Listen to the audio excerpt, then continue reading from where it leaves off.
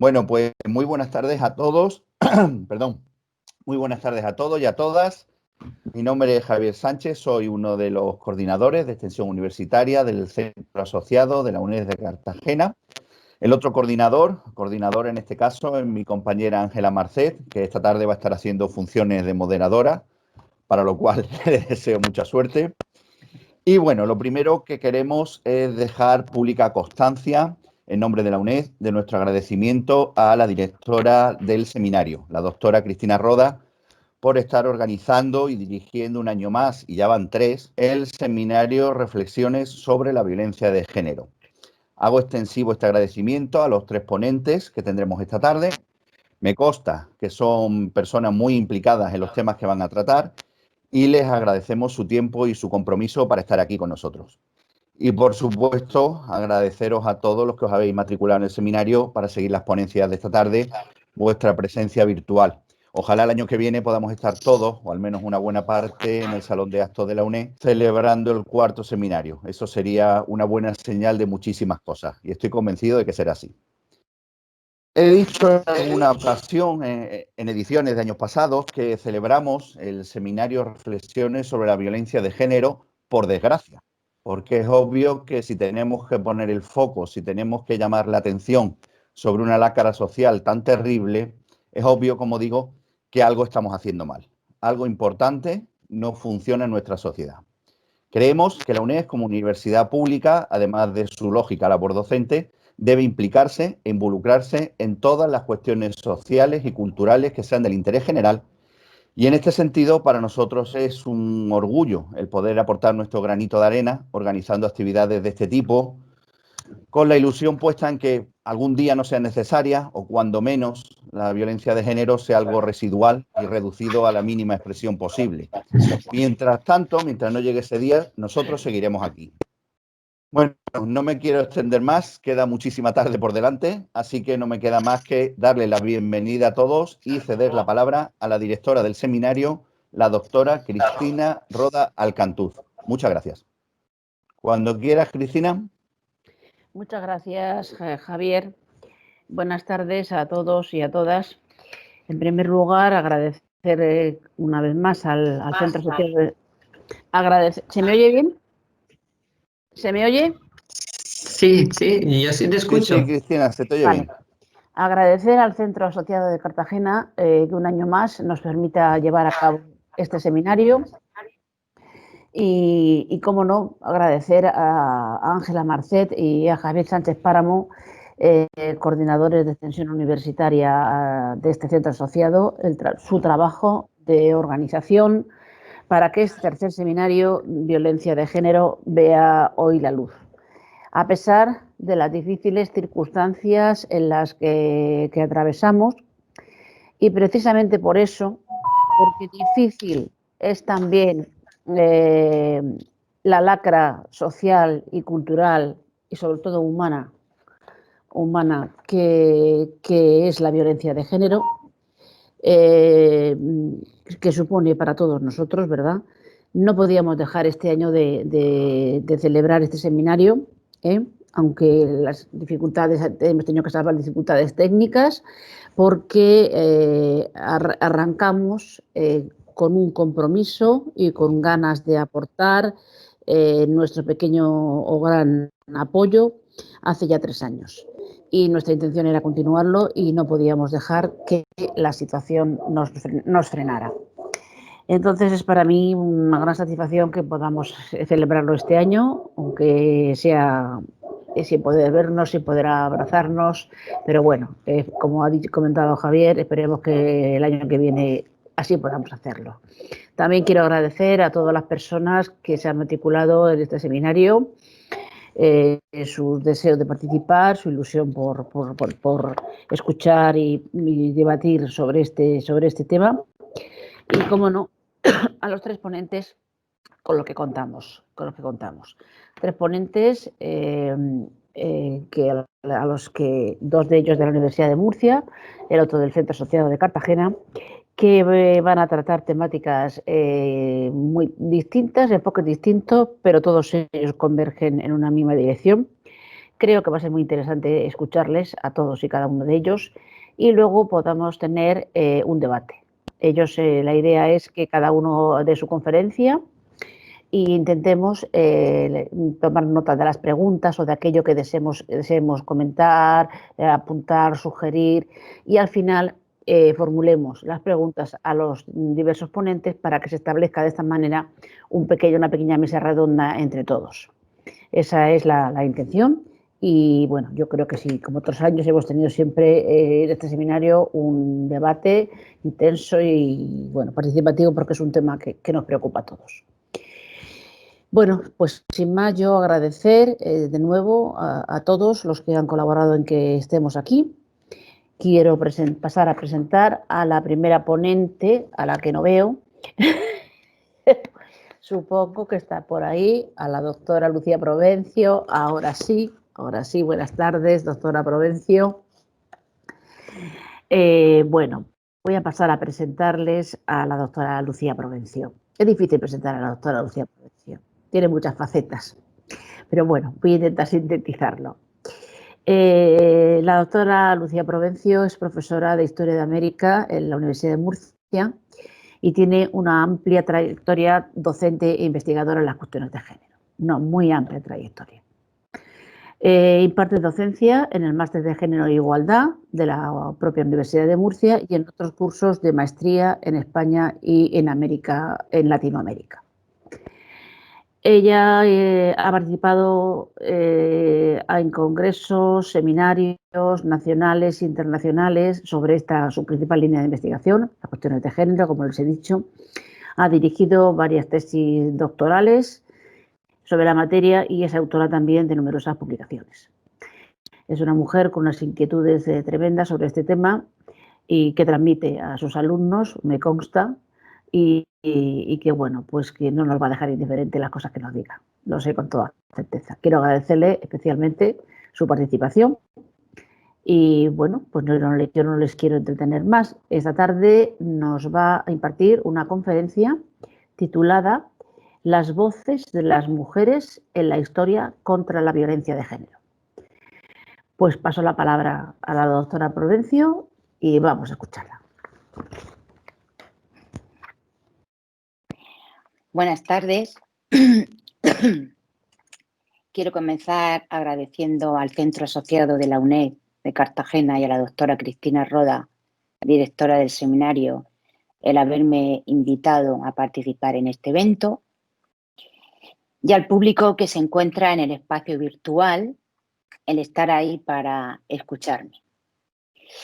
Para mí, como historiadora que trabajo sobre comportamientos de mujeres en la región del Cuzco y Cuba en la época colonial, siglo XVII, XVIII y parte del XIX, es importante el que se me haya ofrecido la oportunidad de poder exponerles mi experiencia de conocimiento y análisis sobre la violencia de género en dos regiones tan diferentes como son Perú y Cuba, en concreto en los territorios que abarcaban los arzobispados de Cuzco en Perú y el de Santiago de Cuba. Hoy es 25 de noviembre, el día por la eliminación de la violencia de género, y me gusta recordar que este día fue escogido porque un 25 de noviembre de 1960 fueron asesinadas en la República Dominicana, por orden del dictador Trujillo, 3 hermanas llamadas Patria, Minerva y María Teresa Mirabal.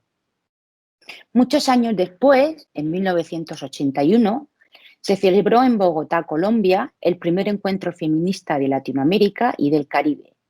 Y ahí se decidió que el 25 de este mes sería el Día Internacional contra la Violencia de Género. Por lo que deseo hacer mi pequeño homenaje a las mujeres que han sido y son víctimas de este tipo de violencia, recuperando las voces del pasado en las que hallo continuidades muy significativas entre las de antaño y las de hoy, y cuyos sufrimientos han contribuido a que hoy existan normativas que penalizan la violencia de género y que haya un nivel de percepción y visualización mayor en nuestras sociedades. Tal vez el ser historiadora me haya hecho tener una conciencia clara de que tenemos un larguísimo pasado en violencias de género. Detrás de mí tienen una fotografía que he pensado enmarca perfectamente un día como hoy. La tomé en Cuzco el 13 de agosto del 2016, día en el que miles y miles de mujeres de todo el país salieron a las calles en la llamada Marcha Nacional Ni Una Menos, para pedir al gobierno que actuara frente a los altos índices de violencia de género que estaban soportando las mujeres peruanas. En esa fotografía se ve a una joven que sostiene un cartel con una frase en quechua, una de las lenguas originarias del país, de la región andina. Warmika manukunakimi ama matkayuku, que significa amar a las mujeres es no golpearlas. ¿Por qué he escogido estos territorios tan separados por miles de kilómetros y con procesos históricos y sociales tan diferentes? Santiago de Cuba pertenece a la isla de Cuba, en pleno centro del espacio Caribe. Es una sociedad esclavista racista en la que los esclavos eran mujeres y hombres negros. Y Cusco, que significa ombligo del mundo en quechua, se halla en la cumbre de la cordillera andina peruana, cuyos habitantes son indígenas, mestizos y blancos. Clasificación que hago sabiendo que es una sociedad étnicamente mucho más compleja en su conceptualización, pero donde igualmente el racismo es una transecta considerada inevitable, aunque como es evidente en cada ciudad, ya sea Santiago de Cuba en la época colonial o en el Cusco, el racismo tiene su propia historización. Pero esta tarde quiero priorizar no solo lo que de común tiene la violencia de género en estos territorios americanos, sino también aquellos matices diferentes, al menos uno, que se dan entre Cuba y Cusco, para de esta forma llegar a unas conclusiones mucho más enriquecedoras en nuestro conocimiento sobre lo que es la violencia de género en la historia de la América colonial.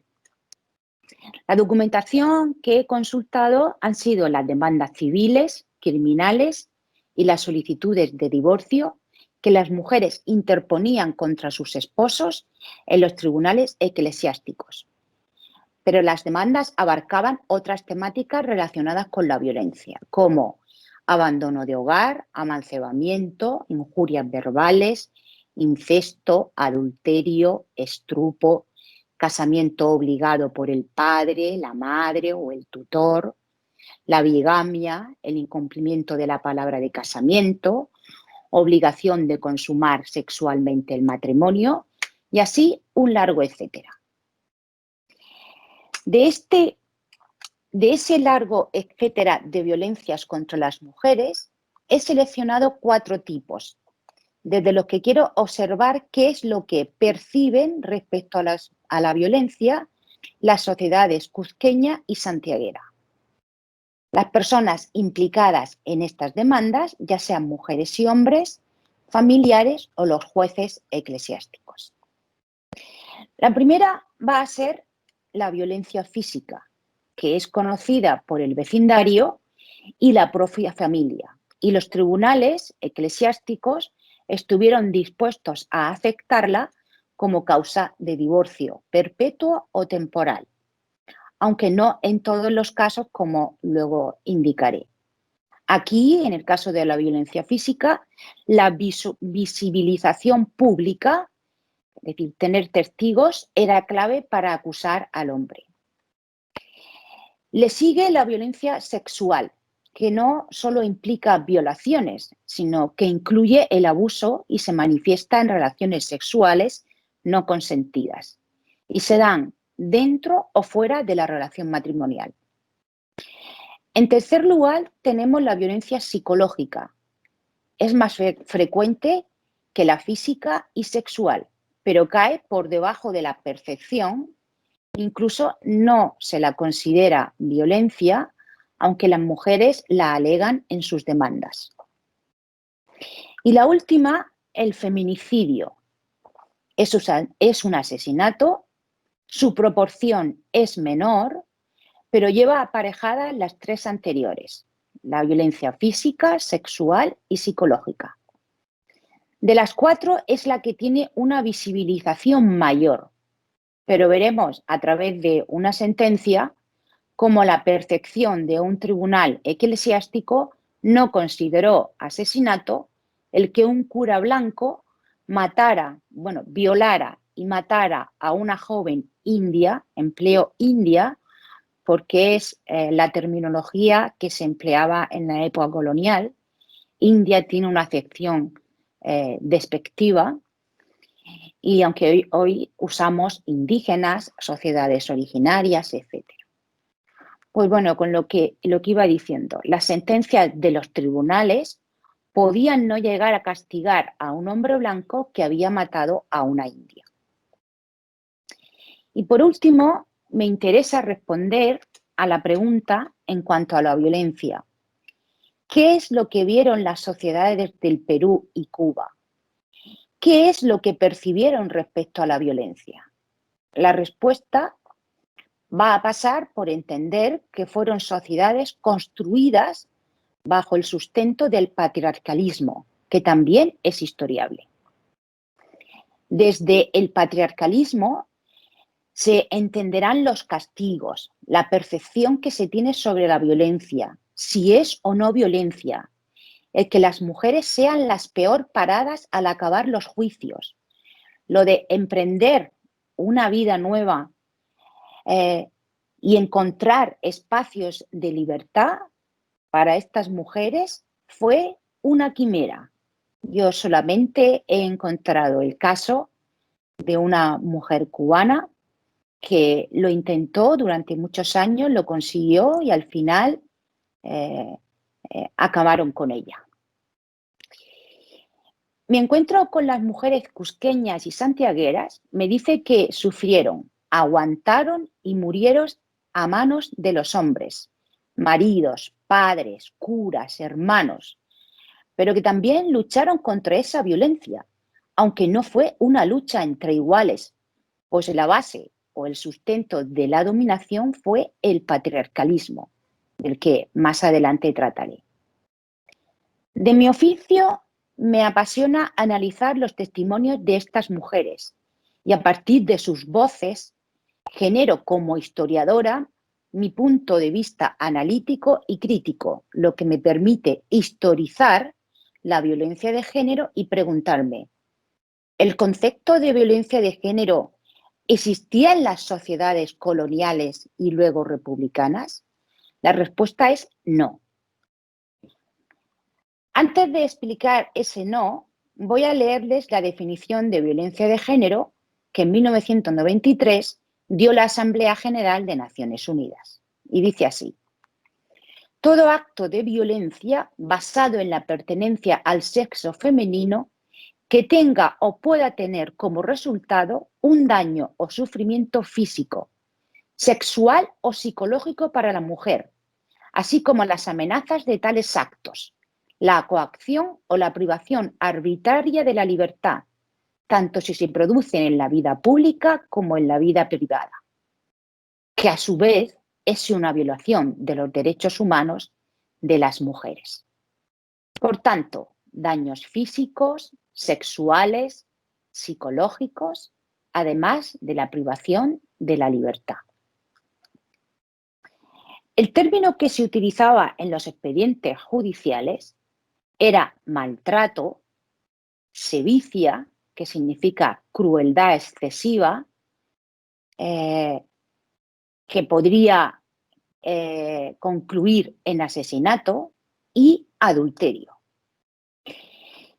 En aquel entonces no se empleaba violencia física o psicológica, no existían los conceptos, pero yo puedo inferir de la documentación que estas mujeres interponían demanda de separación por los golpes, palizas o heridas que sus maridos les profesaban, porque su declaración y la de los testigos describen con detalle cómo se desarrollaba la paliza y las heridas consecuentes. Y ahora les hago una lectura de las razones por las que doña Catalina Tupac, nacida en Cusco, pone demanda de divorcio a su marido, Pedro de Borda, en 1736. Y leo textualmente lo que ella declara. Hace 6 años que contrajimos matrimonio y en todo ese tiempo nunca he podido tener día de sosiego, porque todo ha sido maltratarme con puñaladas, azotes, palos, mordiscones y otros malos tratamientos semejantes. En una ocasión me arrancó mi faja y con ella me ató los pies y las manos, y así se puso a azotarme con un hierro por todo el cuerpo, ocasionándome varias heridas y cardenales, y como resultado estuve mucho tiempo en cama curándome. En otra ocasión me dio un palazo en un brazo que por misericordia divina no me lo quebró. Un día me llevó al santuario de Nuestra Señora de Cocharcas y en el camino me arrojó a unos espinales por una peña abajo, con intención depravada de quitarme la vida, de que resultó haber abortado a una criatura, hallándome con todo el cuerpo molido, lleno de espinas. Luego, cuando llegamos a Cusco, después de varios malos tratamientos que en el camino me había hecho, me echó fuera de nuestra casa y me fui a la de mi madre, donde estuve más de 8 días. Pero mi madre me obligó a volver con mi marido. Ella misma me llevó. Entonces mi marido me mantuvo en el patio. El patio es una forma muy habitual de organizar las viviendas en el Cuzco, que es construirlas en torno a un patio vecinal. Y la dejó ahí en el patio y el marido cerró la puerta de su casa para mí durante más de 15 días. Y ahora, últimamente, fueron tantas las piedras con que me dio que a no ser por la gente piadosa que vivía ahí, es decir, por sus vecinos, sin duda me hubiera muerto. Todo lo referido ejecuta estando continuamente ebrio, que todos los días está fuera de sí. Aunque en ningún momento en el testimonio aparece la palabra violencia, aquí reconocemos otros vocablos que tienen que ver con lo que dice Naciones Unidas, que es violencia de género. Esta mujer, Catalina, dice: nunca he podido tener día de sosiego, maltratándome con puñaladas, azotes con una barra, intentando quitarme la vida, un aborto, dejarla en el patio comunal sin permitirle el acceso a su casa ni a comer. Y desde su casa le daba pedradas a la vista de todo el vecindario. Hay muchos más expedientes tan explícitos como este en la descripción del maltrato físico. La intención de matar a la esposa, abortos, brazos rotos, orejas amputadas, porque en algunos casos se usaban armas blancas como cuchillos y machetes. Y las mujeres testificaban, y cito, que le había querido causar la muerte. Doña Catalina Tupac sí consiguió el divorcio de su marido, conforme al derecho canónico, aunque éste no le concedía la disolución definitiva del matrimonio, sino la separación de los cuerpos, estando los cónyuges obligados tras la separación a la fidelidad, no permitiéndoseles volver a casarse.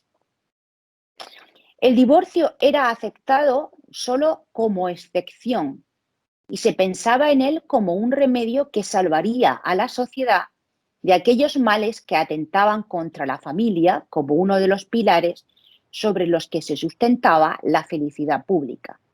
Por lo que aquellos matrimonios que por sevicia, infidelidad u otros motivos rompían los votos del matrimonio, se les podía aceptar la petición de divorcio, comenzando así un largo proceso judicial. Anteriormente he mencionado que la visibilización pública de la violencia física era clave para que fuera hacia adelante la acusación al marido. Pero hay muchas mujeres que se encontraron ante el muro de la indefensión. Es, por ejemplo, el caso de la cubana doña Isabel Padilla, que en 1868 demandó a su marido, Juan Padilla, por sevicia, es decir, violencia física, hasta el punto de querer ahogarla y de tener que soportar desde que se casó, y cito textualmente, palabras indecorosas e insultos. Esto es violencia psicológica. El caso de Isabel me lleva a plantear dos cuestiones. La primera, el posicionamiento de la justicia eclesiástica ante la violencia física. Y la segunda, la nula o escasa comprensión de la violencia verbal que hoy consideramos psicológica. ¿Qué posición tomaron las sociedades y sus representantes judiciales ante la violencia física? El tribunal le dijo a Isabel, la cubana, que unas bofetadas y la intención de ahogarla no era delito. Más bien se consideraba un correctivo que podía ejercer su esposo Juan para llevarla por el buen camino de ser una buena esposa. Por lo tanto, no era sevicia. Otra cosa hubiera sido si el daño físico la pusiera en peligro de muerte. Además, Isabel no pudo presentar testigos de los malos tratos, pues estos habían tenido lugar en el espacio privado de la casa. Si recuerdan, en el caso de Catalina Tupac, en Cusco, fue vital para conceder el divorcio o la separación de cuerpos perpetuos, que fuera visible por los vecinos, que los vecinos vieran cómo le pegaban y vieran cómo sufrió un aborto.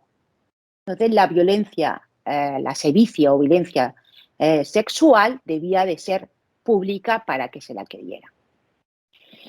En el caso de la cubana, la violencia psicológica manifestada en insultos no era considerada objeto de delito porque el marido de Isabel atestiguó que era para corregir el comportamiento de su esposa.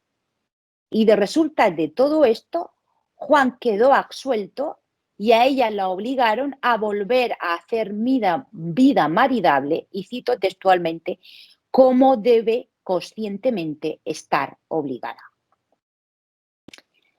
Hablando de la violencia física, quiero insistir en que había diferentes niveles de percepción. El cuerpo de la mujer podía ser usado por el hombre para pegarla, si esa golpiza no la llevaba a brutales daños o a la muerte. Incluso entre algunas mujeres, esta forma de actuar estaba introyectada.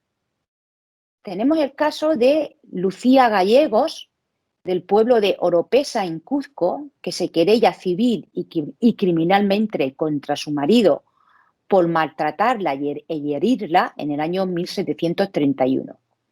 Y hay un momento en su declaración que expone: siendo así que no le doy motivo como otras mujeres casadas. Está diciendo que hay mujeres que sí dan motivos para que sus esposos les peguen, pero ella no. Por lo tanto, no es justo ni legítimo que Lorenzo le pegara con tanta brutalidad. Ya sabéis, yo opino que la perpetuidad del patriarcalismo necesita víctimas y que las víctimas llegue un momento que en ellas resuene el ser necesariamente o el merecer ese castigo. Retomo ahora el caso de aquellas mujeres que, aun disponiendo del recurso de acudir a los tribunales eclesiásticos y en ocasiones a los civiles, su situación de indefensión llegaba a un techo de cristal. que difícilmente podían romper, pues se topaban con el patriarcalismo. Y esta afirmación la hago desde mi posicionamiento como historiadora feminista.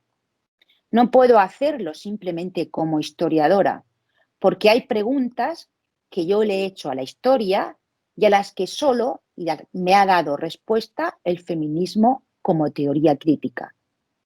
Así es como he entendido la declaración de Lucía Gallegos, la anterior mujer. Esto me lo enseñaron dos personas que considero mis verdaderos maestro y maestra en estos temas. Rosario Valpuesta, catedrática de Derecho Civil, y el filósofo del derecho Joaquín Herrera Flores, lamentablemente los dos fallecidos a una temprana edad.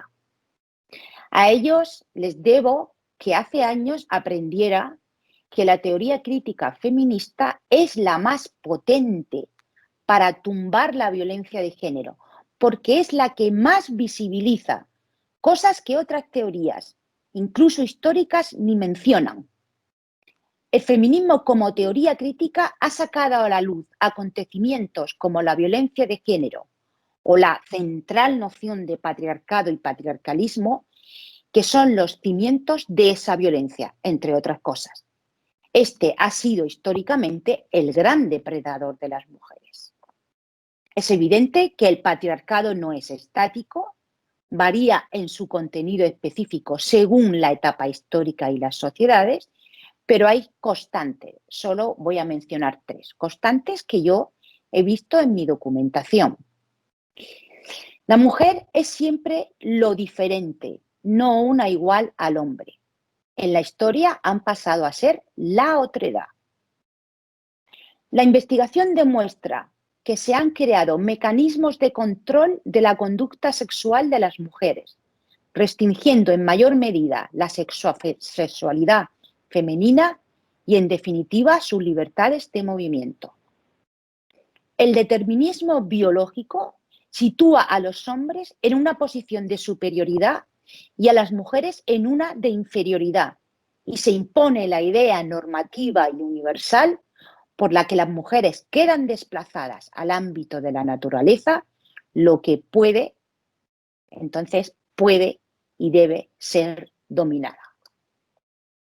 Para argumentar esto documentalmente, lo que estoy diciendo, evidentemente, saco a la luz el caso de una joven de Cuzco, de 14 años, huérfana de madre, cuyo padre la casó en 1796 con un hombre bien posicionado socialmente y económicamente, pero que por su edad, en aquel entonces, se consideraba un anciano. Tenía 54 años y la niña, la joven, tenía 14. La intención del padre era darle un futuro a su hija y pensó que la cuidaba casándola con un hombre de un prestigio social y económico. Pero la joven se opuso reiteradamente. Incluso el día de la boda, los testigos dicen que entró llorando a la iglesia. Y aunque la legislación eclesiástica de aquel entonces debía velar por el libre consentimiento de la novia y el novio, en este caso, como en muchos más, volteó la cabeza. La noche de bodas, ella, la chica, escapó de la habitación matrimonial y regresó a su casa, donde recibía el apoyo de las criadas que la escondían en la que había sido su habitación. A la mañana siguiente, el marido aporreaba la puerta de su suegro, exigiendo que la joven tenía que consumar el matrimonio con relaciones sexuales. El padre la regresaba por la noche a casa del marido, pero la chica, una noche tras otra, se escapaba, hasta que el marido interpuso demanda para que se consumara el matrimonio a través del sexo. La chica fue obligada por la justicia eclesiástica a ir al dormitorio del marido y mantener relaciones sexuales. Y mientras el acto tenía lugar, se pusieron guardias en la puerta y ventanas para que la esposa no huyera. ¿Qué hay detrás de esto? Evidentemente, una violencia sexual y psicológica auspiciada por el padre. Ambas familias habían conseguido lo que se llamaba un buen matrimonio, pero ¿a costa de qué? De la violación de una joven. Pero, ¿qué sostienen estos actos de violencia que llevamos vistos?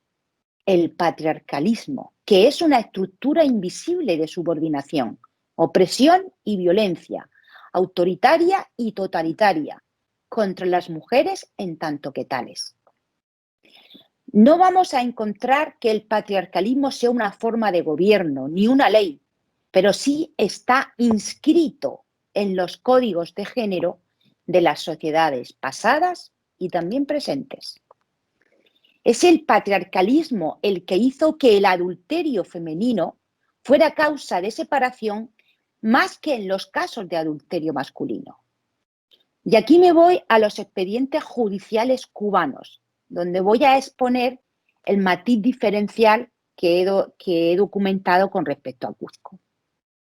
Está claro que el adulterio era causa de divorcio, pero mayoritariamente ese divorcio era temporal hasta que el marido corrigiese sus malas costumbres.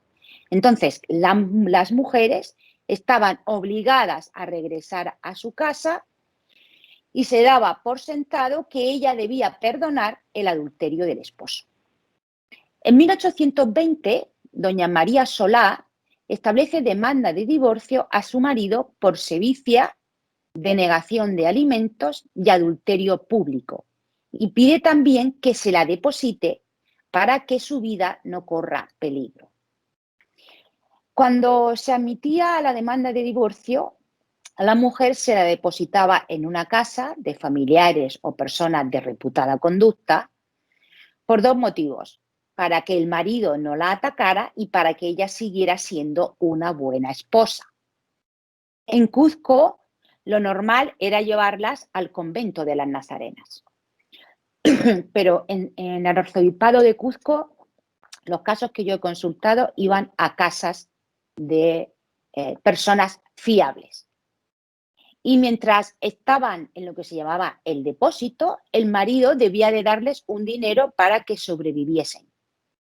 Y si se resolvía la separación, al hombre se le penaba con pagar una pensión a la esposa, ya que ella, si se aceptaba la separación perpetua o temporal, no podía salir a la calle. Y si estaba trabajando en una tienda de abarrotes o en el mercado, no podía salir a la calle. Entonces, sigo con María.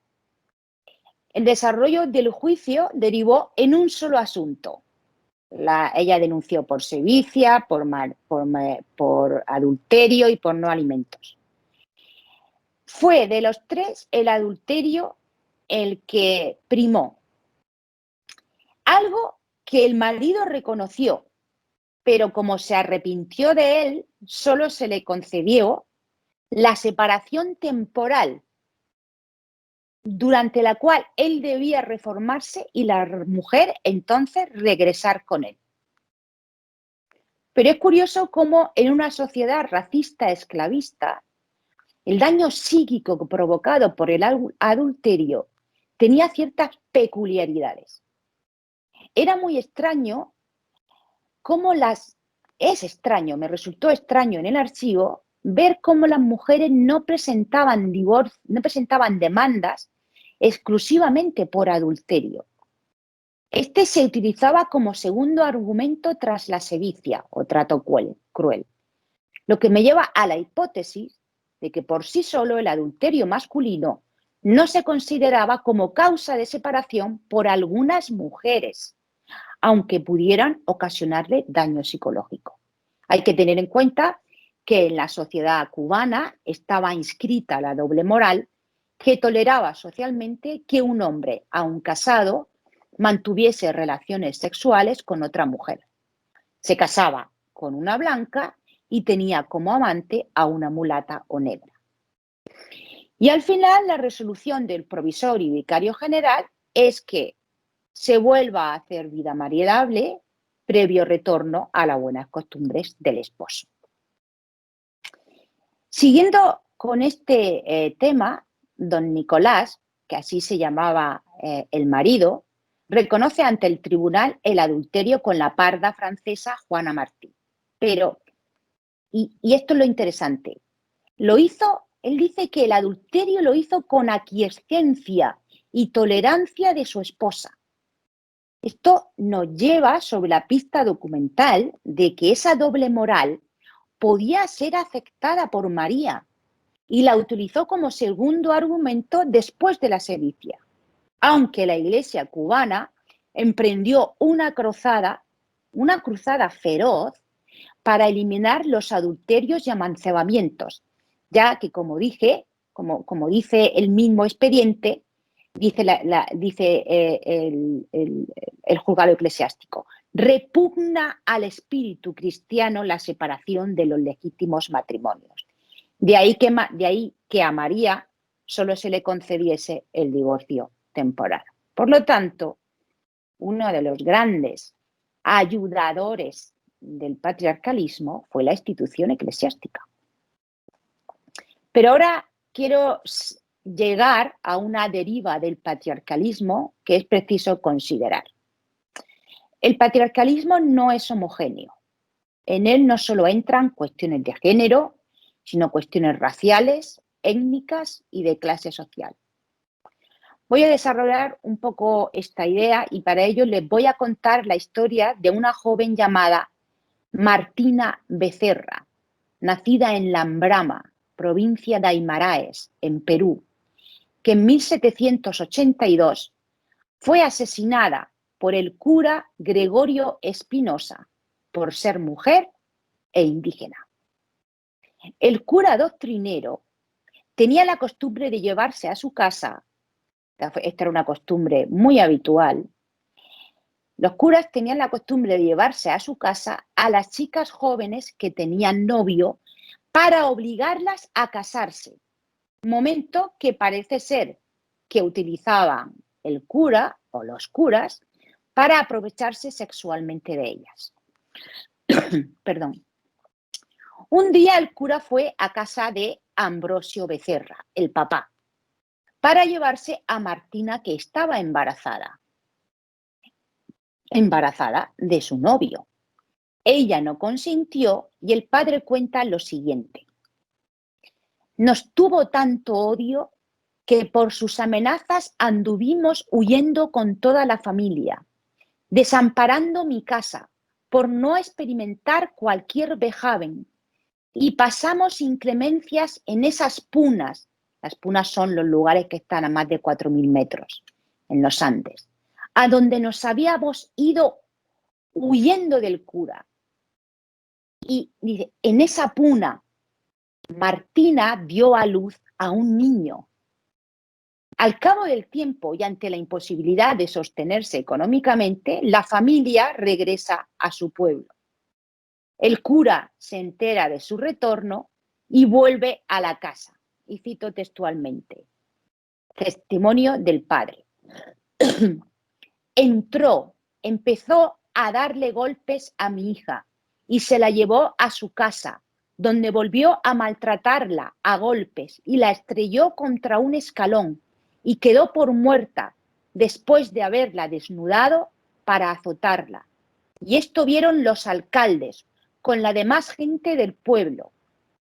Me la llevé a mi casa así desnuda y al amanecer murió.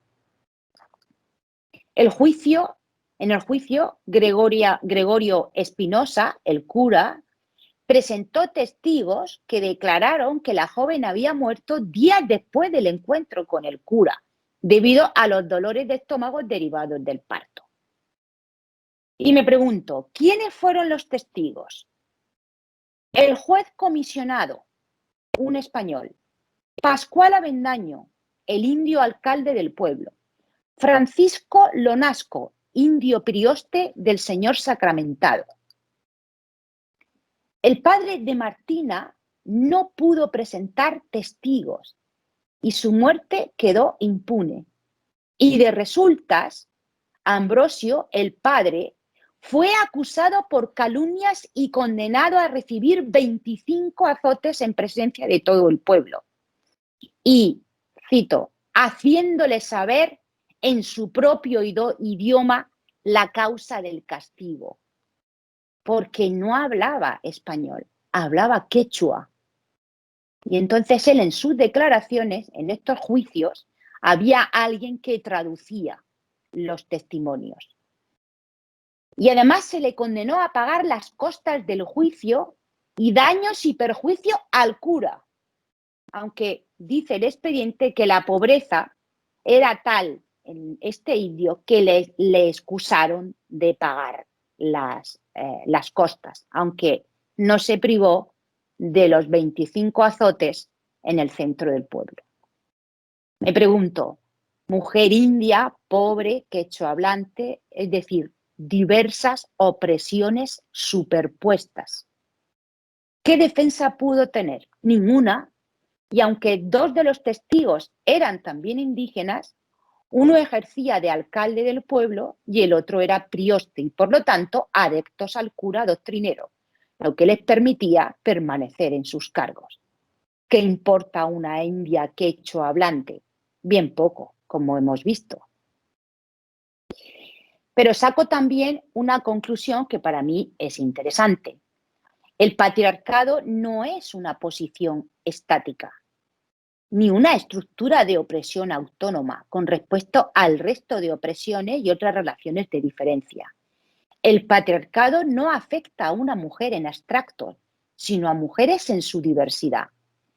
En Martina Becerra y en su familia, que era indígena, quechua hablante, las estructuras de clase, racismo, género y sexualidad no pueden tratarse como variables independientes, porque la opresión de cada una está escrita en las otras, es decir, es construida por y es constitutiva de las otras opresiones.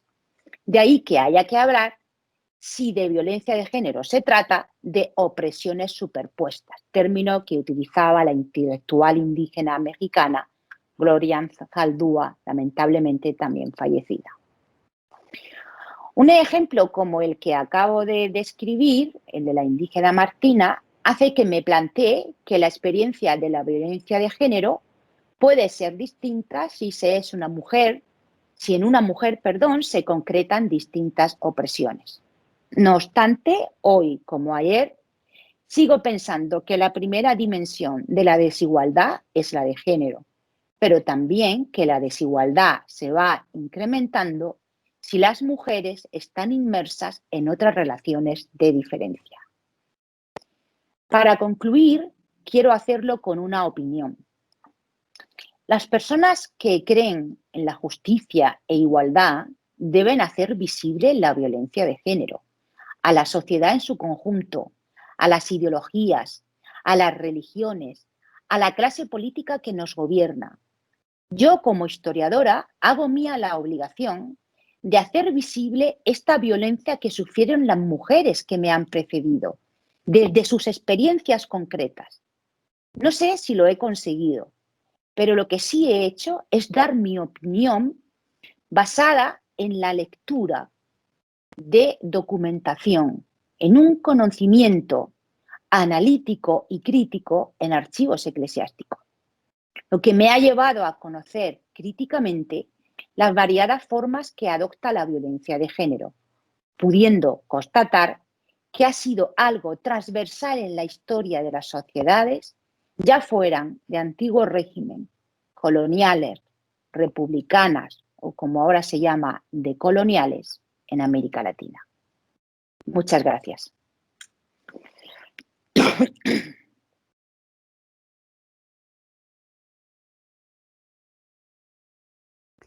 Muchas gracias, doctora Provencio.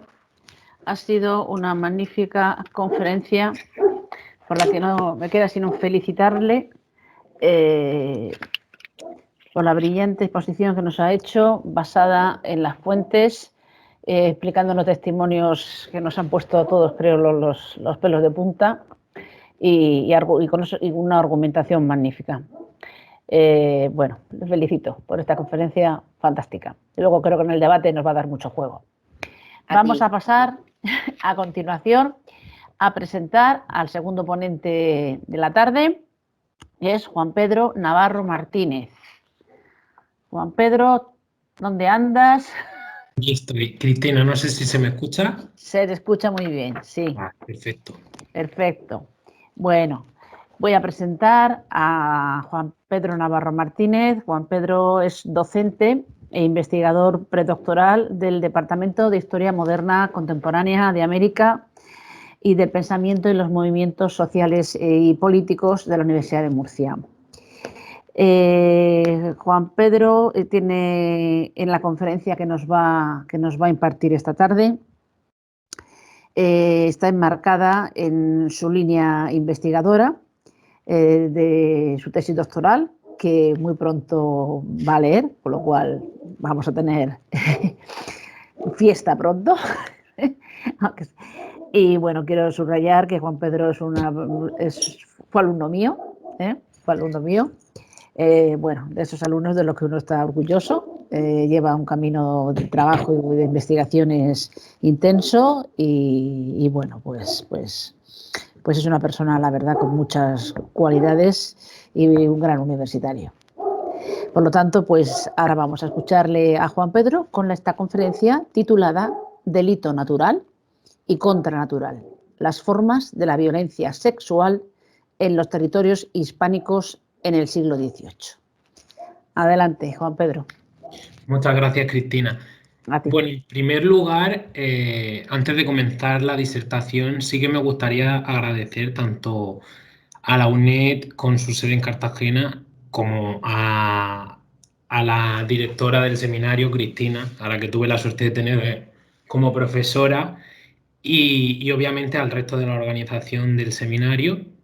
Y bueno, también la verdad es que esto me pone en una situación un poco comprometida porque ciertamente tanto Cristina como Lucía fueron mis mentoras en las cuestiones que atienden a la historia del género, ¿no? En cierto modo, mis primeros pasos dentro de las investigaciones que ahora estoy realizando desde el punto de vista de la historia de las sexualidades y también desde el punto de vista del género, analizando la masculinidad de la edad moderna, pues me retrotraen absolutamente a aquellos cursos del 2015 en el que fui alumno de género e historia con ambas profesoras y en los que disfruté enormemente.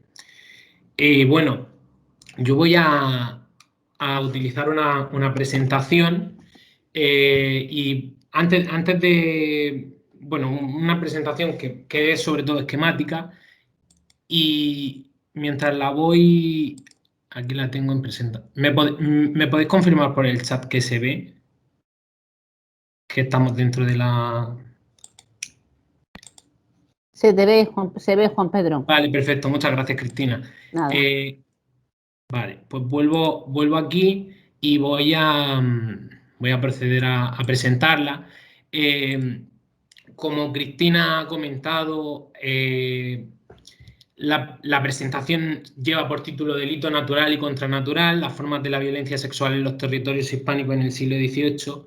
Y en cierto modo considero que la ponencia anterior de la doctora Provencio, de Lucía, sirve también un poco para situarnos en un contexto del que yo voy a intentar desgranar algunas cuestiones, pero sobre todo relacionadas con la masculinidad. O sea, ciertamente voy a hablar de temas muy parecidos a los que ha hablado la profesora Provencio, si bien es cierto que me interesa enormemente descubrir, más que comprender la violencia contra las mujeres en el siglo XVIII, entender las dinámicas de la violencia que producen los hombres, ¿no? Y en ese sentido me interesa conocer, obviamente, estando en un seminario de violencia de género, vamos a hablar de violencia, vamos a hablar de género. Como decía la profesora Provencio muy acertadamente, no vamos a hablar de violencia de género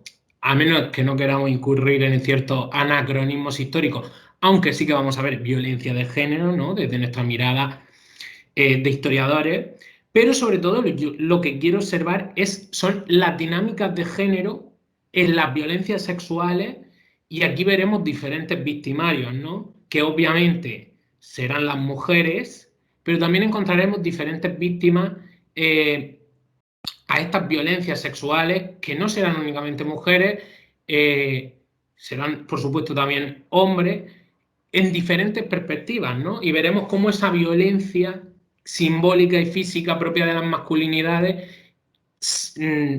también afecta, ¿no? a otros hombres, ¿no? Que no entran dentro de la conceptualización de la masculinidad hegemónica y marcial que se impone durante la Edad Moderna, ¿no?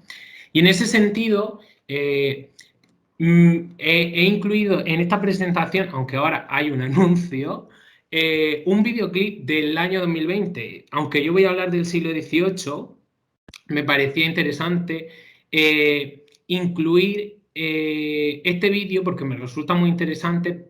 Es de un cantante bastante conocido, que es C. Tangana. Es un vídeo del 2020, como os digo. La canción se llama Guille Asesino, y efectivamente no me interesa tanto el discurso de la canción, por eso está silenciada, sino que me interesa cómo se construye el videoclip, en el que se utilizan imágenes propias de la representación de las violencias, no solo sexuales, alternándose con las retóricas que la violencia sexual mantiene en el mundo contemporáneo. En cierto modo, me parecía muy interesante ver cómo en la presentación que yo voy a hacer hoy sobre el antiguo régimen y las violencias sexuales, no encontramos grandes diferencias con respecto a ciertos discursos que se siguen manteniendo en el mundo contemporáneo y que siguen personándose, y que vemos que cada vez esa violencia que ejercen los hombres tiene cada vez más herramientas, ¿no? Ya no hablamos simplemente de las representaciones pictóricas propias del antiguo régimen, es que estamos hablando de una serie de elementos tecnológicos y de recursos que obviamente los grandes trabajos de investigación sobre la pornografía, sobre el sexting, ¿no? Y todas las formas de violencia que ejerce el patriarcado y que obviamente se ejercían desde el antiguo régimen, pero vemos cómo las nuevas violencias de la masculinidad adquieren nuevas herramientas para ser aún más depredadoras, ¿no? Y cómo siguen manifestándose de forma continuada, ¿no?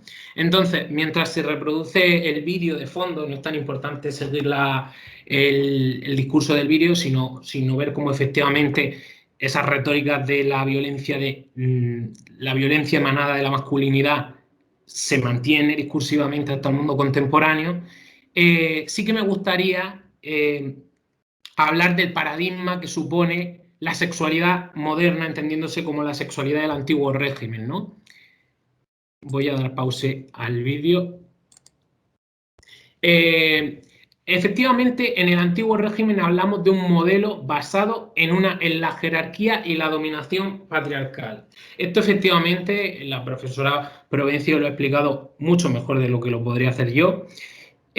Así que pasará al siguiente punto. Hablamos de una sociedad, la del antiguo régimen, eminentemente violenta, en la que en las relaciones sexuales predominantemente no existía el consentimiento. Esto también lo hemos visto en la ponencia anterior y vemos cómo se repite. En ambos casos hablamos de los territorios de la llamada monarquía hispánica en la Edad Moderna, pero vemos que se repite constantemente y que es una norma a cómo se construye la sexualidad en el antiguo régimen. A esto hay que añadir, como comentábamos también, ese constructo familiar como meta y ese paradigma de la reproducción humana, ¿no? Que entra también un poco en lo que Tomás y Valiente, pero también Michel Foucault, denominaron la economía de la producción y la reproducción, el mantenimiento de la prole. Y en ese sentido la sexualidad no estaba encaminada al goce, sino a la reproducción. Y si en ese tránsito debía de haber violencia, no era un problema para las instituciones que construyeron los corpus normativos, ni para la propia monarquía, ni para la Iglesia, ¿no? Como ya ha comentado Lucía. La asunción del derecho natural como soporte teológico se mantendrá durante todo el antiguo régimen y hasta bien entrado el siglo XIX, y en él vemos como el derecho natural mantiene vivo ese discurso de la economía de la producción y la reproducción. Y en última consecuencia vemos que existe una sexualidad única, es decir, solo hay una forma de vivir la sexualidad, solo hay una forma de ser un ser sexual, y todo lo que quede fuera de esa norma lo podríamos considerar como aspectos contrarios a la natura, que son los aspectos en los que yo me he ido centrando históricamente en mis investigaciones.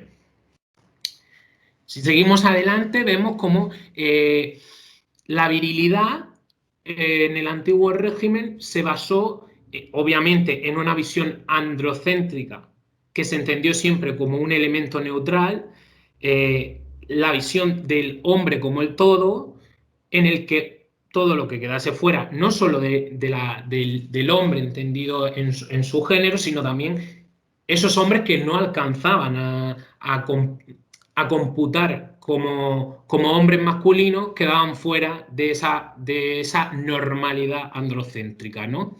Y en ese sentido, la virilidad, que es uno de los grandes elementos discursivos que se observan en la literatura genérica, pero también en la literatura legal, social y religiosa, se entiende desde su perspectiva ética. Es decir, ser un hombre, que es uno de los...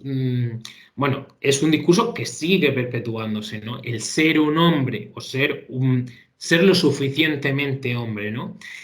Y desde ese punto de vista ético, a mí me parece fundamental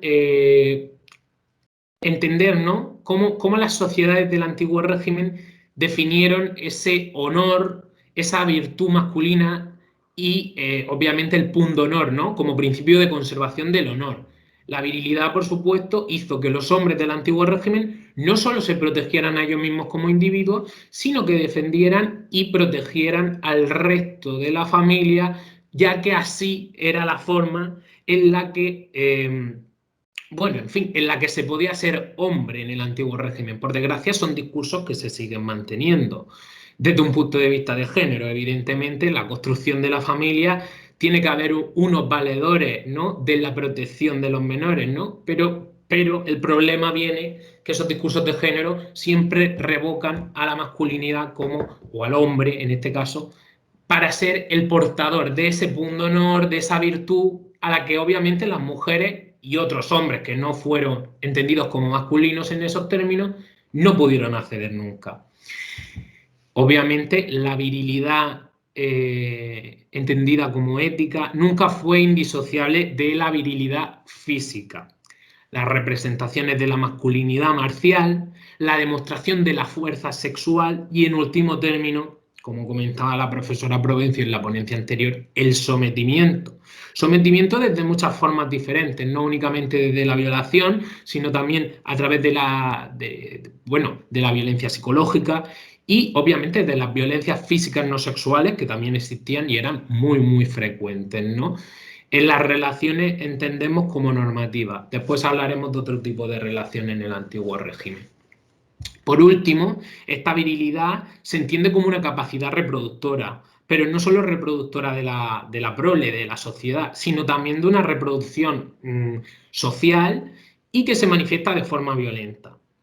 Yo he querido añadir aquí una imagen que parece que a lo mejor no tiene mucho sentido con lo que estamos comentando. Sin embargo, creo que resulta fundamental, ¿no?, para explicar cómo la virilidad se ha ido construyendo con el paso de los siglos, ¿no?, hasta el punto que frente a ciertos discursos visuales no alcanzamos a entender dónde se encuentra esa figura de opresión.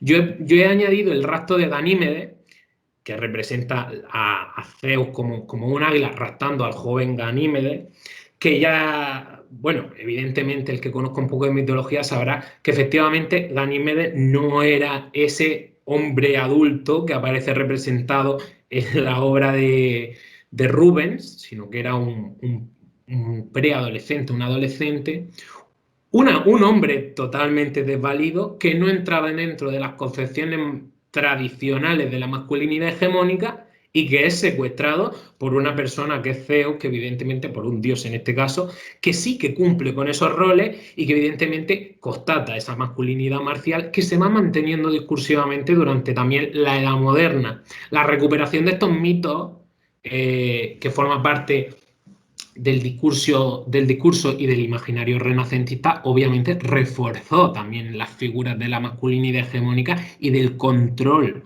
de esa masculinidad, no solo con las mujeres, sino también con los hombres que no se entendieron como hombres de verdad, siempre en términos históricos, ¿no? Y esa dominación física y simbólica, yo me remito efectivamente a los escritos más clásicos de Pierre Bourdieu, a su obra fundamental, La dominación masculina, se basan también en la construcción social de los cuerpos. Efectivamente, la penetración fue una forma de la afirmación de la libido dominante, y la penetración y el poder formaban parte de las prerrogativas de la élite dirigente, siempre dentro de los discursos de John Boswell, que habla del cristianismo y la sexualidad durante la Edad Media, pero que son discursos que se pueden retrotraer a la Edad Moderna. También en Bourdieu encontramos que efectivamente la mayor parte de sus análisis están relacionados con sociedades contemporáneas, ¿no? Porque desde su punto de vista antropológico es en ellas en las que puede observar, en el caso de la caivila en África, las formas de sometimiento que se podrían encontrar en las sociedades también de antiguo régimen. Quizá este punto de vista sería desechable, desde mi opinión, y desde los estudios demostrados del decolonialismo, pero sí que es cierto que vemos en la retórica de Bourdieu sobre la dominación masculina que efectivamente las sociedades de antiguo régimen entendieron la penetración como un elemento simbólico y obviamente físico para conseguir esa dominación sobre el resto de la población, ¿no? También me gustaría remitir uno de los apuntes de la obra de Christian Berco sobre las jerarquías sexuales y el estatus público en la España del siglo de oro, en el que él habla de la construcción de un sistema sexual estructurado en jerarquía de edad, género y estrato social.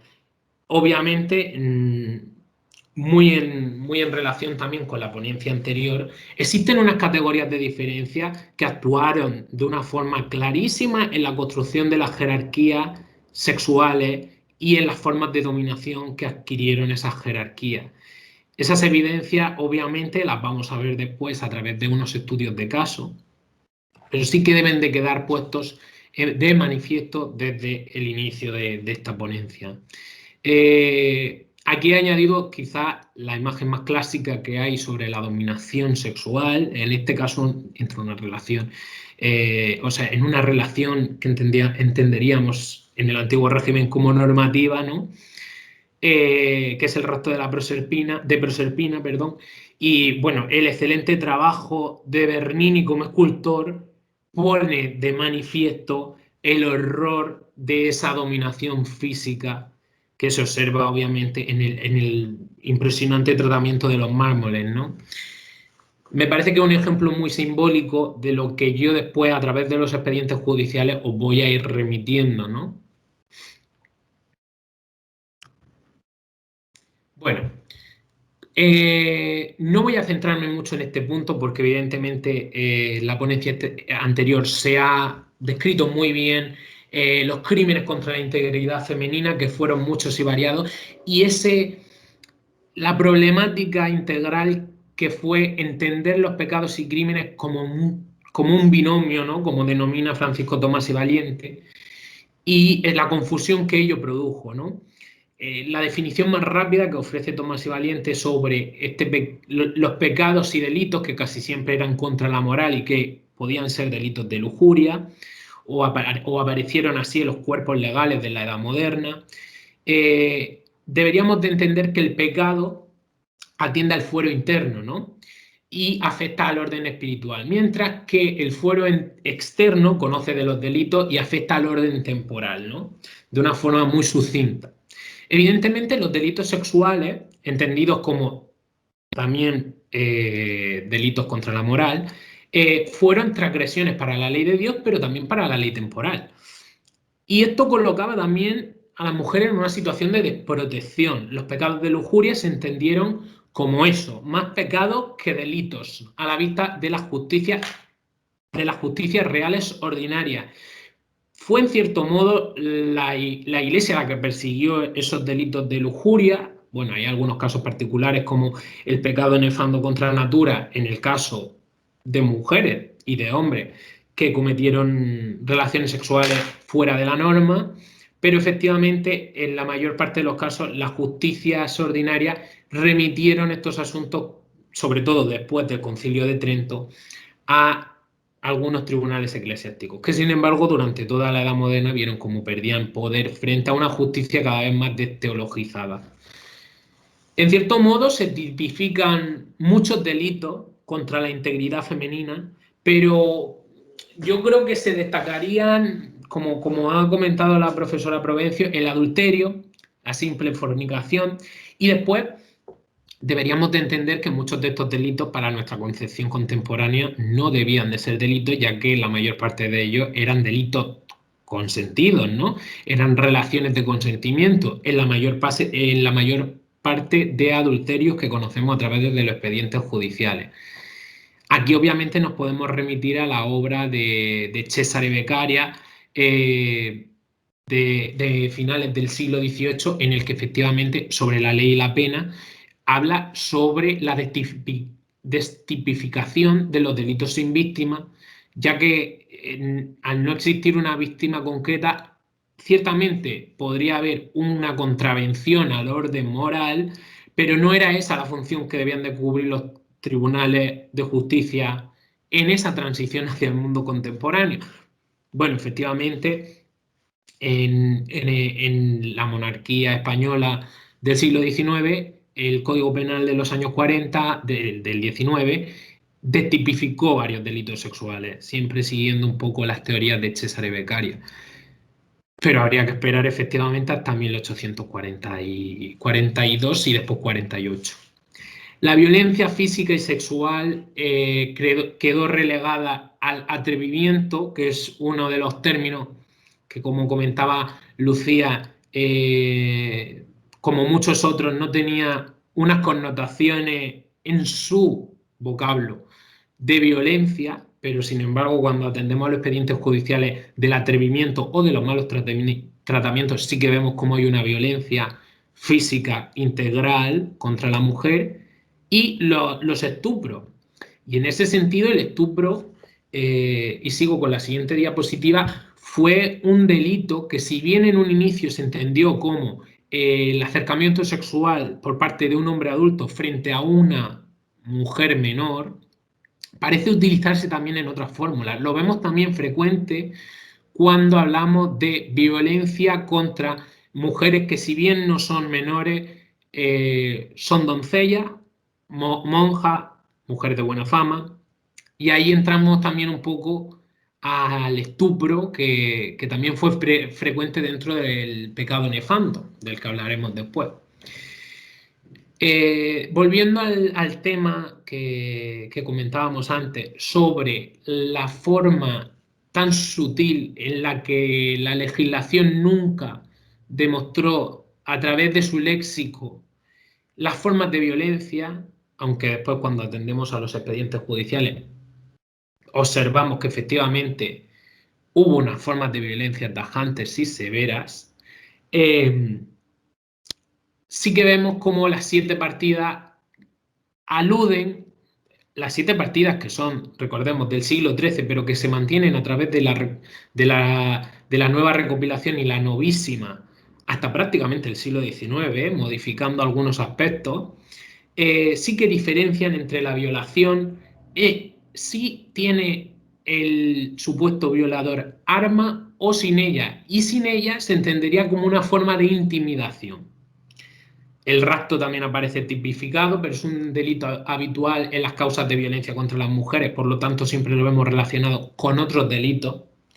El delito de la seducción, que ya comentábamos que tiene aspectos muy comunes con las otras formas de entender el estupro, y la violación, usada no solo para la satisfacción sexual violenta, sino también para la ofensa de un enemigo político, que sí que fue frecuente. Estos expedientes judiciales nos demuestran cómo algunos varones, incluso de la élite del poder,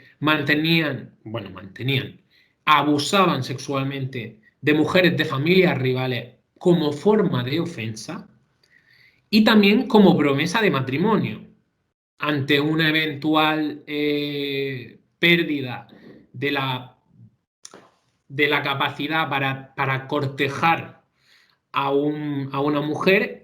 La violación se presentaba para muchos hombres del antiguo régimen como una fórmula muy rápida para conseguir el favor de la familia. Esto también lo ha comentado Lucía, ¿no? Como efectivamente la familia, dentro de una sociedad antiguo regimental con una cultura de la violencia tan grande, no entendieron eso como obviamente lo entendieron como un problema, pero en muchos casos hicieron la vista gorda para concertar el matrimonio y así que la mujer no cayera en la mayor de las injurias, que era ser una mujer incompleta, deshonesta, siempre en términos del antiguo régimen. En esta diapositiva he añadido la imagen de Susana y los viejos, de Artemisia Gentileschi, porque evidentemente nos ofrece uno de los relatos más brutales de la violencia sexual contra las mujeres en la edad moderna, ¿no? Y aquí tengo el fragmento que efectivamente dice Gentileschi cuando relata su violación. Destaca que cerró la llave de la habitación y después me tiró sobre la cama, inmovilizándome con una mano sobre el pecho y poniéndome una rodilla entre los muslos para que no pudiera cerrarlo, y me levantó la ropa, algo que le costó muchísimo trabajo. Me puso una mano con el pañuelo en la garganta y en la boca para que no gritara. Yo le arañé el rostro y le tiré del pelo. Estos relatos tan desgarradores y que a veces sorprenden, porque evidentemente el caso de Artemisia es particular, ya que se trata de una mujer que tuvo gran repercusión social e intelectual en su momento, son los habituales dentro de los expedientes judiciales que trabajamos. Y evidentemente, desde nuestro punto de vista, forman parte del discurso de la violencia contra las mujeres, aunque evidentemente no existiera un término como tal que lo definiera, ¿no? Y en último término, para hablar ya de los estudios de caso, sí que me gustaría remitir a la dominación sexual de algunos hombres sobre otros hombres, que en cierto modo también son mis principales líneas de investigación, ¿no? El pecado de sodomía efectivamente fue el gran cajón desastre para la criminalización de toda práctica sexual contra natura, no solo contra varones. Esto es muy importante rematarlo. Hubo muchos expedientes judiciales de sodomía entre hombre y mujer, en el que evidentemente la mayor parte de los encausados fueran hombres. No significa que efectivamente la tipología que encontramos a la hora de estudiar el pecado nefando no nos muestre también relaciones de las que definiríamos en el mundo contemporáneo como heterosexuales, de hombre y mujer. Sin embargo, sí que es cierto que dentro de esta categoría encontramos muchas formas diferentes de entender el pecado de sodomía, siempre a nivel legal entendido como un crimen, pero vemos como en los expedientes judiciales que hemos ido trabajando encontramos relaciones consentidas entre varones. Quizá uno de los casos más destacados que yo he tenido la suerte de trabajar es el de Sebastián de Leirado, que es un bodegonero de Madrid, que además utiliza el traje femenino como herramienta performativa, pero bueno, más allá de eso, mantiene relaciones epistolares con otros hombres, de una forma muy similar a como la mantendrían dos enamorados, hombre y mujer, para el mismo periodo. Se cartea con otros hombres, mantiene relaciones epistolares y mantiene relaciones de afecto, ¿no? Relaciones puramente consentidas que obviamente para las justicias castellanas de la Edad Moderna son delitos igualmente. Pero también podemos entender el pecado nefando como una forma de violación, ¿no? Como una forma de dominación masculina frente a otro, que evidentemente atendería a esas jerarquías sexuales, de edad y de género, porque también aquí hay roles de género, y obviamente si atendemos a otras realidades como por ejemplo fueron los territorios coloniales, también de etnia y por supuesto de estrato social. Y además de las violaciones per se entre adultos, también encontramos estupro a menores, lo que durante el siglo XIX se configurará como la pederastia, como delito tipificado, al desaparecer el delito de sodomía, que incluía también este tipo de comportamiento. Evidentemente, para las sociedades modernas no hubo grandes diferenciaciones entre si dos varones de forma consentida o de mutuo acuerdo mantenían relaciones sexuales. Se entendía como un crimen, además uno de los crímenes graves, equiparado al delito de lesa majestad y de herejía. Las penas condenatorias efectivamente fue la mayor de las penas, la pena ordinaria, la muerte por fuego, que no se modifica sino hasta finales del siglo XVIII, cuando en la vecindad de la Ilustración española, Carlos III decide aplicar primero garrote para después quemar a los acusados de sodomía.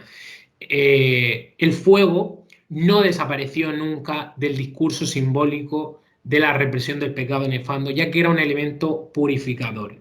Y en ese sentido hay que destacar una de las mejores metáforas para comprender la potencia que tenían estos delitos sexuales en la Edad Moderna, que es la que nos trae Pedro de León, el carcelero de las cárceles de Sevilla y fraile, que en sus diferentes homilías y discursos que realizaba a los presos, ante un caso de supuesta sodomía, le pide al acusado que por favor diga la verdad si efectivamente es sodomita o no, porque él cree fehacientemente que no lo es y que sobre todo tuviera cuidado porque vestía a la italiana y podía parecer un sodomita. Ya, aquí entramos también en la construcción de las identidades periféricas, ¿no?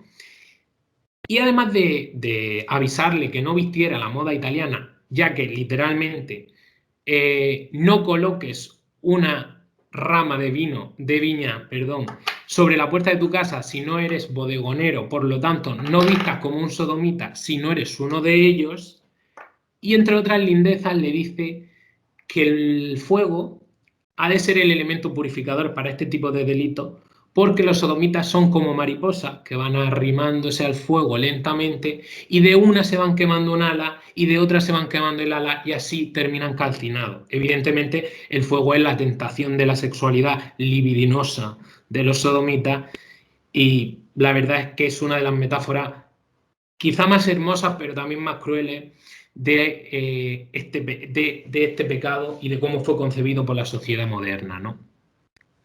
Hay una cierta normatividad, no obstante, asociada a la idea de que los hombres podían incurrir en esos vicios siempre que se hiciera de forma puntual y que fuera el hombre mayor, más fuerte, mayor de edad, más fuerte y más grande, y obviamente dentro de las categorías étnicos, raciales y religiosas, el que perteneciera, en el caso de la monarquía hispánica, que fuera cristiano, se podía entender que en ciertos momentos un hombre cometiera el desliz de mantener relaciones con hombres más jóvenes que él. Sin embargo, en la práctica se ve como el pecado nefando persigue por igual tanto al sujeto activo como al sujeto pasivo, con independencia, o al menos a nivel legal, al menos de jure, del origen social del individuo. Bueno, y aquí, antes de quitar el slide, que voy a volver a la presencialidad y ya os remito algunas de las causas, sí que quería mostraros las 3 causas que vamos a desmigajar en la sesión de hoy, que son 3 causas criminales de violencia sexual, pero con aspectos muy diferentes. La primera es la causa criminal contra el negro Josef Román de Otalora por forzador de mujeres y aparece en la cuartilla inicial delito natural. Un concepto que se repite bastante dentro del documento. Bueno, ahora veremos por qué se repite bastante, ¿no? Frente a las otras 2 causas que evidentemente son de pecado nefando, una de pecado nefando de un hombre adulto con varios jóvenes y otra una causa de pecado nefando de un hombre hacia una mujer, ¿no? En el caso de Martín Orrego. Para poner en antecedentes, estas 3 causas judiciales son causas judiciales emanadas del Archivo General de la Nación de Argentina y del Archivo Histórico Provincial de la provincia de Buenos Aires. Evidentemente vamos a trabajar un espacio territorial que comparte similitudes y diferencias con el que ha trabajado la profesora Provencio, que es el territorio colonial, pero dentro de las particularidades propias del Virreinato del Río de la Plata y atendiendo también a las cuestiones étnicas y religiosas que se desarrollan en el norte del Virreinato del Río de la Plata, como veremos más adelante. Entonces voy a dejar de compartir pantalla. ¿Me confirma, Cristina, que he dejado de compartir pantalla? Sí. Vale, perfecto, muchas gracias. Está perfecto. Vale, pues bueno, ahora voy a proceder a desmigajar estos 3 expedientes judiciales que, a mi modo de ver, son muy paradigmáticos. El primero de ellos es el de el caso judicial de José Ramón Otarola. Nos encontramos en el 1788. Las 3 causas judiciales que vamos a trabajar son de finales del 18, por lo tanto es muy particular ver cómo se va desarrollando, ¿no? Cierta opinión pública, cierto espíritu crítico. Obviamente se van introduciendo las concepciones del pensamiento ilustrado. Tenemos que tener en cuenta que estamos ya en un periodo en el que, en el caso concreto del Virreinato del Río de la Plata, estamos muy cerca de la revolución y el proceso de independencia. Y, por supuesto, en el caso de José Ramón de Otarola, hablamos de una causa incoada por el alcalde de la Hermandad en Santiago del Estero. Estamos hablando de un tribunal inferior, no estamos hablando ni de chancillerías, que no existieron en el ámbito americano per se, sino ni de reales audiencias, que en este caso hablaríamos de la Real Audiencia de Buenos Aires, sino que hablamos de un tribunal inferior que tuvo que elevar la causa judicial, ya que no se vio capaz de poder proceder. El primer elemento que encontramos en la causa judicial contra José Román de Otarola es un testimonio que dice que por denuncia que me ha dado José Ferreiro de que este dicho Otarola había ido en 2 ocasiones a violentar a su mujer. Como igualmente días antes habérsele entrado en la casa de Magdalena y persiguió a su hija hasta forzarla. Este expediente se confirma efectivamente por el propio reo. Esto es un elemento que es bastante particular. En mi experiencia con expedientes judiciales durante la Edad Moderna, no he encontrado habitualmente que el reo confiese su culpa, o al menos no lo suelen hacer en los casos de pecado nefando. También cabría preguntarnos, ¿no?, desde el punto de vista de la perspectiva de género, por qué un delito sí podía ser entendido como algo pasable para las autoridades judiciales y otros no, ¿no? La confesión del reo de este José Román de Otarola es la siguiente. La causa de su prisión es por haber intentado, después de ser preguntado por ello, dice que la causa de su prisión es por haber intentado o forzado a varias mujeres, como en realidad lo ha hecho hasta el número de 12, poco más o menos, y de estas haber violado a 5 por medio de la fuerza, estando 2 de ellas embarazadas. El reo confiesa directamente cuáles eran sus intenciones y cómo las consiguió. La realidad es que en los otros expedientes judiciales que vamos a trabajar, las confesiones de los reos no son tan explícitas, desde luego, y lo que nos interesa de este expediente judicial es cómo el fiscal y sobre todo la figura del promotor fiscal del acusado, de José Román de Otarola, que era un hombre con muy bajos recursos, que tiene que recurrir al protector de pobres. Este protector de pobres habla todo el rato de que José Román de Otarola lo ha hecho mal, pero ha cometido un delito natural, ya que no estaba vulnerando los discursos sexuales impuestos a esas sociedades, ¿no? Habla de cómo, efectivamente, según derecho, era un delito grave, pero no era tan grave como esos delitos que iban contra la natura, ya que José Román de Otarola solo, y esto aparece en el expediente judicial, solo había mantenido relaciones con mujeres, algo que es natural. El caso de José Román de Otarola es muy particular, sobre todo por la sentencia final. Después de confesar el reo las diversas violaciones que cometió, la pena será de 200 azotes públicos y 2 años de presidio.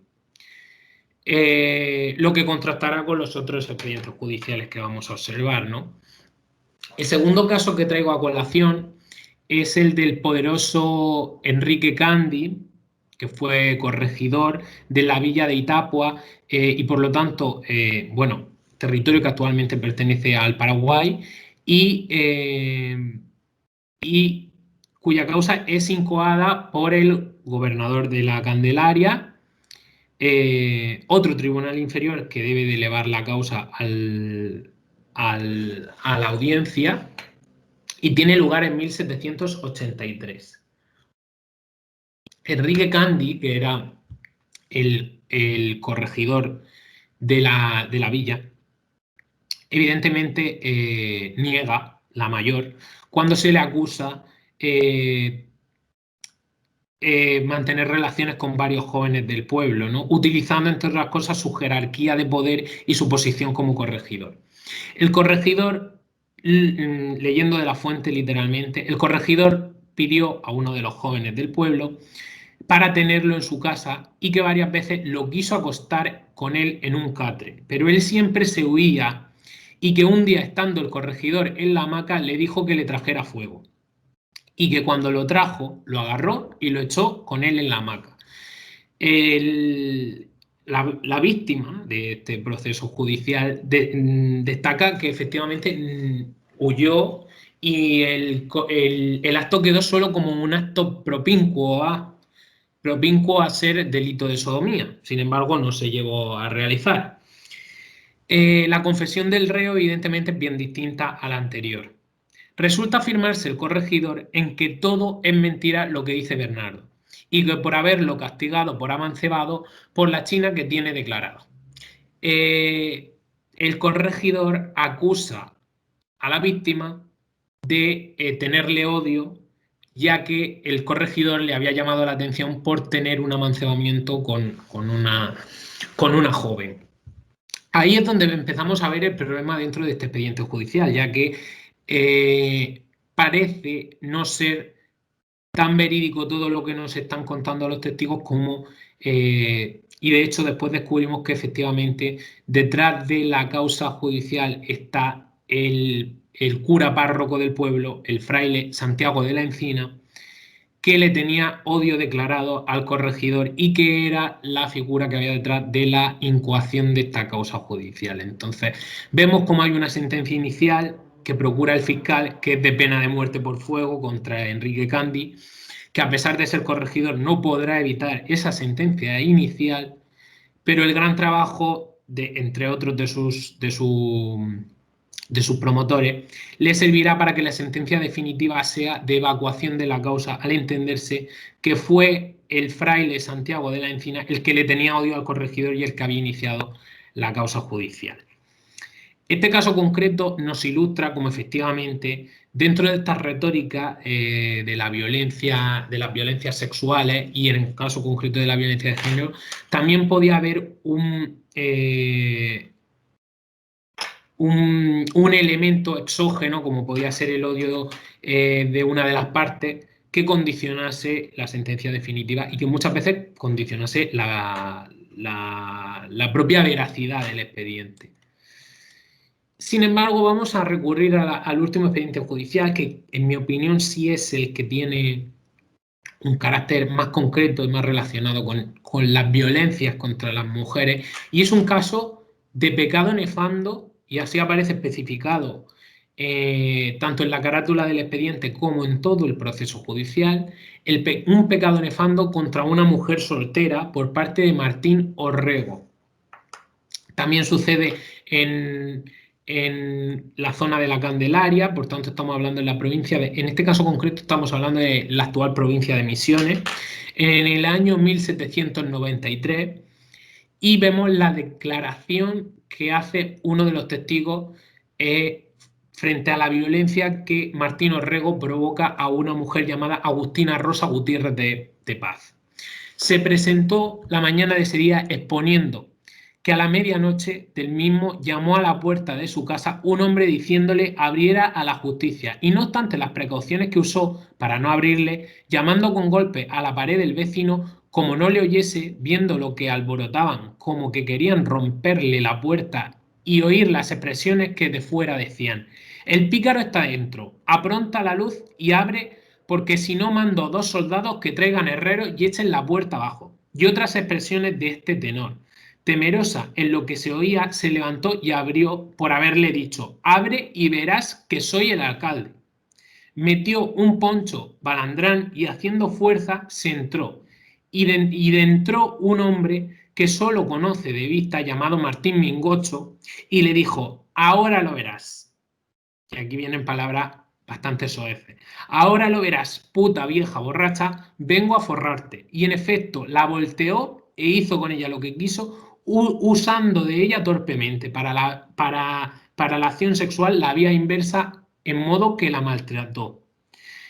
Este expediente judicial no es radicalmente diferente a otros expedientes judiciales que se han podido observar sobre malos tratamientos y que en último término son sobre violaciones a mujeres. Sin embargo, aparece tipificado como un delito de pecado nefando porque Martín Orrego en la práctica sexual utiliza la vía inversa y no utiliza los términos naturales que sí que veíamos representados, ¿no?, en el expediente judicial de Hortarola, y de hecho la propia Agustina Rosa Gutiérrez de Paz en su declaración destaca que se le había llamado por varios testigos borracha y alcohólica, y le dijo que, describiendo su propia declaración, cuando hablaba del momento en el que entró un hombre desconocido a su casa y la violentó, tuvo que excusarse y decir, le dijo: no has de escapar, puta vieja borracha. Y aunque es cierto que suelo tomar, pero sin perjuicio de nadie. Estamos viendo también aquí cómo hay una serie de discursos que desgraciadamente se mantienen no solo durante el siglo XVIII, de criminalización de esta mujer, a la que no solo se le trata como una mujer libertina, como veremos más adelante, sino que también por ser alcohólica o tomar en algunos momentos alcohol, que como ella dice, suelo tomar pero sin perjuicio de nadie, se debe de excusar ella misma de unos comportamientos de los que ella no es la causante, ¿no? Entonces estamos viendo cómo el discurso del expediente judicial va encaminado a quitarle poder y a la desprotección de la propia víctima, ¿no? En la confesión del reo vemos como Martín Orrego señala que sí que tuvo relaciones sexuales, pero que fueron consentidas. Y de hecho destaca que no era la primera ocasión que llegó a hablarla y hacer uso de ella, que como la vio aquellas horas sola, llegó y la solicitó, y que se le encueró diciendo que estaba enferma, que la visitase, y le ofreció un peso, que condescendió, entraron y en unos cueros que tendió en el suelo fueron al acto. Martín Orrego utiliza la criminalización de María Agustina no solo como ella misma destacaba, que se le acusa de alcohólica, sino también obviamente de prostitución, ya que dice que le ofreció un peso y que no era la primera vez que mantenía relaciones sexuales con ella, pero que obviamente eran relaciones consentidas, sin entender obviamente las dinámicas de dominación que también habría en un acto de prostitución, de consumo de la prostitución. La sentencia es quizás de las más duras. Que lo manden en libertad con apercibimiento y el pago de costas. En esta relación no hay otras pruebas de que el testigo, en razón de las voces y ruidos que oyó y la confesión del mismo reo, que en cuanto que ella no me parece de reato torpe que tuvo con aquella mujer. La propia justicia criminales, en este caso elevado a las reales audiencias, no consideran que la causa judicial contra Martín Orrego deba de seguir, ya que no se encuentran causas concretas para que esta persona víctima gane, ¿no?, la sentencia. Y efectivamente, Martín queda libre. Voy al hilo de las conclusiones para acabar y para no gastar mucho más mi tiempo. Al hilo de la violencia y de las injusticias en la edad moderna, ¿no? Como hemos observado en el discurso del relato, las causas de violencia de hombres a mujeres se resolvieron en general con penas menores, sobre todo si se demostraban, obviamente, que eran ciertas. Las mujeres estaban más desprotegidas legalmente y su palabra resulta ser menos válida para la justicia. Creo que el caso más visible es el caso de María Agustina, ¿no?